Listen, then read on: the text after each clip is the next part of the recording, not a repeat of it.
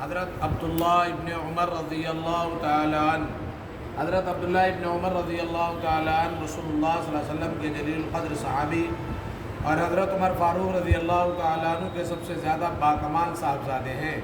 ان کی نیکی اور تقوی کی شہادت خود رسول اللہ صلی اللہ علیہ وسلم نے دی۔ حضور صلی اللہ علیہ وسلم نے فرمایا عبداللہ بہترین شخص ہیں، کیا یہ اچھا ہو جو تہجد بھی پڑھنے لگیں۔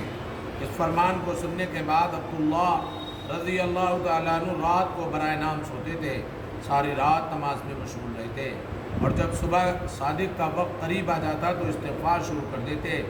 ایک بار رسول اللہ صلی اللہ علیہ وسلم نے ان کا کندھا پکڑ کر فرمایا دنیا میں ایسے رہو جیسے کہ تم پردیسی ہو یا مسافر، اور اپنے آپ کو مردوں میں شمار کرو۔ حضور صلی اللہ علیہ وسلم کے ارشاد کے سبب حضرت عبداللہ رضی اللہ تعالیٰ عنہ نے پوری زندگی زاہدانہ گزار دی۔ بچپن ہی میں اپنے والدین کے ساتھ ایمان لائے اور اپنے والد کے ساتھ مدینے کی ہجرت کی۔ کم عمری کی وجہ سے غزوہ بدر اور احد میں شریک نہ ہو سکے۔ غزوہ خندق میں انہوں نے شرکت کی اور اس وقت ان کی عمر صرف 15 سال تھی۔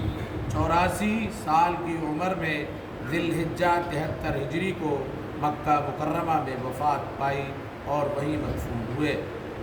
حضور اکرم صلی اللہ علیہ وسلم کا معجزہ، بھیڑیے کا آپ صلی اللہ علیہ وسلم کی نبوت کی خبر دینا۔ ایک مرتبہ بھیڑیا ایک چرواہے کی بکریوں میں سے ایک بکری لے بھاگا۔ چرواہے نے دوڑ کر فوراً اپنی بکری اس سے چھڑا لی۔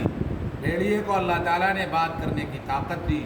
اس نے چرواہے سے کہا خدا نے مجھے جو رزق دیا تھا اسے تو نے مجھ سے چھڑا لیا۔ چرواہے نے کہا بڑا تعجب کی بات ہے، یہ بھیڑیا تو باتیں کرتا ہے۔ بھیڑیے نے کہا اس سے زیادہ تعجب کی بات تو یہ ہے کہ مدینے میں ایک شخص ہیں جو گزری ہوئی باتوں کی خبر دیتے ہیں اور آئندہ پیش آنے والے حوادثات کی نشاندہی کرتے ہیں۔ وہ چرواہا یہودی تھا۔ رسول اللہ صلی اللہ علیہ وسلم کی خدمت میں حاضر ہو کر سارا واقعہ بیان کیا اور مسلمان ہو گیا۔ ایک فرض کے بارے میں تکبیر اولیٰ کے ساتھ نماز پڑھنا۔ رسول اللہ صلی اللہ علیہ وسلم نے فرمایا جو شخص 40 دن اخلاص سے تکبیر اولیٰ کے ساتھ باجماعت نماز پڑھتا ہے تو اس کو 2 پروانے ملتے ہیں، ایک جہنم سے بری ہونے کا، دوسرا نفاق سے بری ہونے کا۔ ایک سنت کے بارے میں اسلام پر وفات پانے کے لیے جو یہ چاہے کہ اس کا خاتمہ ایمان پر ہو اور نیک لوگوں کے ساتھ رہے تو وہ یہ دعا کرے فاطر السماوات والارض انت ولی فی الدنیا والآخرہ توفنی مسلما والحقنی بالصالحین۔ ترجمہ، اے زمین و آسمان کے پیدا کرنے والے، آپ ہی دنیا اور آخرت میں ہمارے آقا ہیں، ہمیں اسلام کی حالت میں وفات دیجیے اور نیک لوگوں میں شامل کر دیجیے۔ ایک اہم عمل کی فضیلت 2 محبوب کلمے۔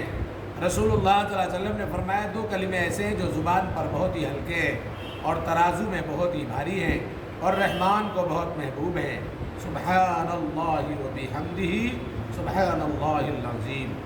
ایک گناہ کے بارے میں قرآن کو جھٹلانا۔ قرآن کریم میں اللہ تعالیٰ فرماتا ہے اس شخص سے بڑا ظالم کون ہو سکتا ہے جو اللہ پر جھوٹ بولے اور جب اس کے پاس سچی بات یعنی قرآن آئے تو اس کی تکذیب کر دے۔ کیا ایسے کافروں کا ٹھکانہ جہنم میں نہیں ہوگا؟ دنیا کے بارے میں، دنیا چاہنے والوں کے لیے نقصان۔ قرآن کریم میں اللہ تعالیٰ فرماتا ہے جو شخص آخرت کی کھیتی کا طالب ہو ہم اس کی کھیتی میں ترقی دیں گے، اور جو دنیا کی کھیتی کا طالب ہو کہ ساری کوشش اسی پر خرچ کر دے تو ہم اس کو دنیا میں سے کچھ دے دیں گے، اور ایسے شخص کا آخرت میں کوئی حصہ نہیں۔ آخرت کے بارے میں اہل دوزخ کا رونا۔ رسول اللہ صلی اللہ علیہ وسلم نے فرمایا دوزخ والوں پر رونے کا عذاب مسلط کیا جائے گا تو وہ اتنا روئیں گے کہ آنسو خشک ہو جائیں گے، اس کے بعد روتے ہوئے آنکھوں سے خون بہائیں گے یہاں تک کہ ان کے چہروں میں گڑھے کی طرح پھٹن پڑ جائے گی۔ اگر ان میں کشتیوں کو چھوڑ دیا جائے تو وہ بھی ان میں چل پڑیں۔